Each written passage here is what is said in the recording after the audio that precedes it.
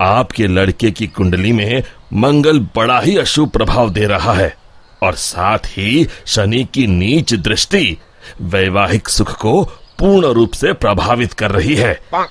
अब क्या बोलूं, ये कुंडली तो दुर्योगों से भरी पड़ी है। इस वक्त इसका विवाह ना ही करें तो बेहतर होगा। तभी राजू के पिताजी कहते हैं, ऐसा ना कहिए पंडित जी, बड़ी मुश्किल से रिश्ता आया है, वरना इस नालायक को कौन अपनी लड़की देने वाला है। अब बस आपका ही सहारा है, कोई तो उपाय निकालिए। फिर काफी सोच विचार करने के बाद पंडित जी एक उपाय निकालते हैं। फिर पंडित जी बताते हैं कि राजू की शादी पहले गांव के बाहर जो पुराना पीपल का बड़ा पेड़ है उस पेड़ के साथ करनी होगी और उसके बाद देविका के साथ उसका विवाह किया जा सकता है। फिर राजू और देविका के परिवार वाले पहले राजू की शादी उस पीपल के पेड़ के साथ कर देते हैं और बाद में देविका के साथ। लेकिन उस पीपल के पेड़ के ऊपर रहने वाली चुड़ैल बहुत खुश हो जाती है और वो समझती है कि राजू और उसकी शादी हो चुकी है। फिर वो देविका के शरीर में प्रवेश कर लेती है और राजू के साथ रहने लगती है।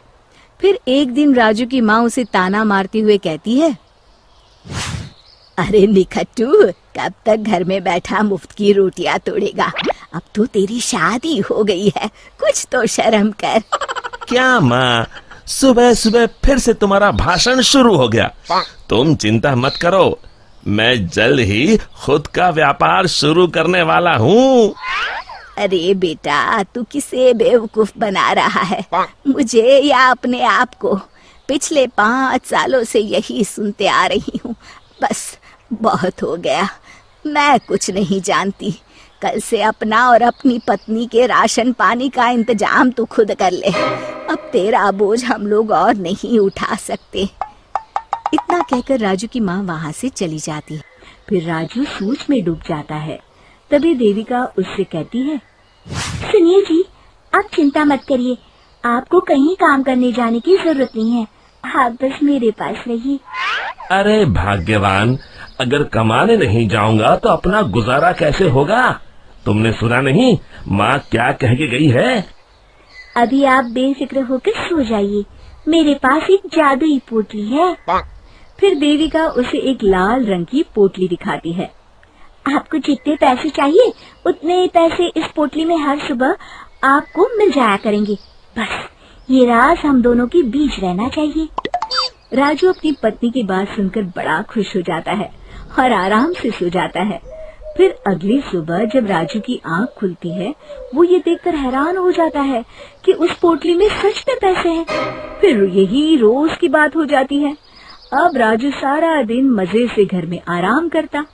एक दिन राजू देविका से कहता है, अरे वाह, हमारे पास अब किसी चीज की कमी नहीं है। बस एक बार ये जादू की पोटली हमें इतने पैसे दे दे कि हम अपने इस पुराने और छोटे घर को तुड़वाकर एक नया मकान बनवा लें। तभी देविका राजू से कहती है, अब चिंता मत करिए जी, मुझे पूरा यकीन है कल ये जादू की पोटली आपको इतने पैसे जरूर दे देगी कि आप एक नया मकान बनवा सके। फिर अगली सुबह जब राजू नींद से जागने पर देखता है कि वो जादुई पोटली बहुत सारे रुपयों से भरी है। अब तो राजू की खुशी का ठिकाना नहीं था। वो अपना नया घर बनवाने की तैयारी में जुट जाता है। फिर अगले दिन राजू गांव के सेठ धनीराम की दुकान पर घर बनाने के लिए लोहा और बजरी खरीदने पहुंच जाता है। और फिर सारा सामान खरीदने के बाद राजू सेठ धनीराम को नोटों का एक बंडल देता है। धनीराम तुरंत अपने नोटों के बंडल को पहचान लेता है और राजू से कहता है, अरे ये तो मेरे ही पैसे हैं जो कल रात मेरे घर से चोरी हो गए थे। राजू धनीराम की चोरी वाली बात सुनकर हक्का बक्का रह जाता है। वाह भाई, तू तो कमाल का चोर निकला। मेरे पैसों से मेरी ही दुकान पर सामान खरीदने आया है। देख, मैं तुझे माफ कर दूंगा। चुपचाप मेरे सारे पैसे लौटा दे, वरना मुझे दूसरा रास्ता अपनाना पड़ेगा। राजू धनीराम की धमकी से बुरी तरह डर जाता है और धनीराम के सारे पैसे उसे लौटा देता है और उससे माफी मांगकर वहाँ से चला जाता है। घर आने के बाद राजू सच्चाई का पता लगाने के लिए रात को सोने का नाटक करता है। फिर आधी रात के बाद वो देखता है कि देविका अचानक एक डरावनी चुड़ैल में बदल गई है और वो घर के बाहर चली जाती है। तब राजू उसका ये रूप देखकर घबरा जाता है। वो समझ जाता है कि उसकी पत्नी के अंदर एक चुड़ैल का वास है।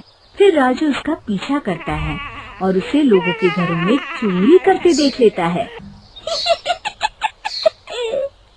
फिर अगले दिन राजू पंडित जी को जाकर सारी बात बता देता है। राजू की बात सुनकर पंडित जी कहते हैं, ये सब कामचोरी और आलस का फल है। मैं जानता हूँ पंडित जी, बस आप मुझे इस चुड़ैल से बचा लीजिए। मैं कसम खाता हूँ आगे से सिर्फ मेहनत करके पैसे कमाऊंगा। अब बस इस मुसीबत से बचने का सिर्फ एक उपाय है। बस जैसा मैं कहता हूँ वैसा ही करो। तुम अभी जाकर वो पोटली मुझे लाकर दे दो। फिर राजू भागकर घर से वो पोटली लाकर पंडित जी को दे देता है। दोनों उसी पुराने पीपल के पेड़ के पास जाते हैं और पंडित जी उस पोटली को पेड़ से बांधकर वहाँ हवन चालू कर देते हैं। दूसरी तरफ देविका के शरीर में रह रही चुड़ैल छटपटाने लगती है और देखते ही देखते वो हवन कुंड के सामने खड़ी हो जाती है और देविका के शरीर से बाहर आ जाती है। फिर पंडित जी से कहती है, मैं इतनी आसानी से राजू का पीछा नहीं छोड़ने वाली। मैं तुझे आखिरी मौका दे रहा हूँ। इस लड़की के शरीर को छोड़कर चली जा।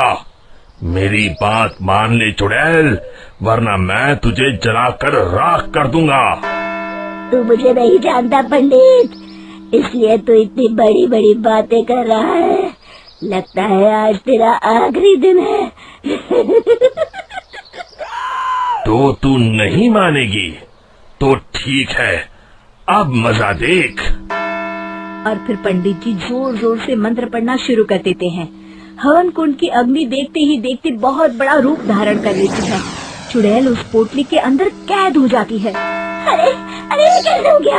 अरे मुझे छोड़ दे पंडित, मैं तो मजाक कर रही थी। फिर पंडित जी उस पोटली को उठाकर हवन कुंड में डाल देते हैं। मर गई रे! फिर उस पोटली के साथ चुड़ैल जलकर राख हो जाती है। शिक्षा, लालच और मुसीबत एक ही सिक्के के दो पहलू हैं। इससे दूर ही रहने में हमारी भलाई है।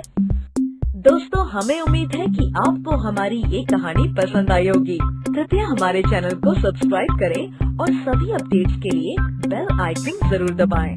और हाँ, वीडियो लाइक और शेयर करना मत भूलिएगा। Bye bye.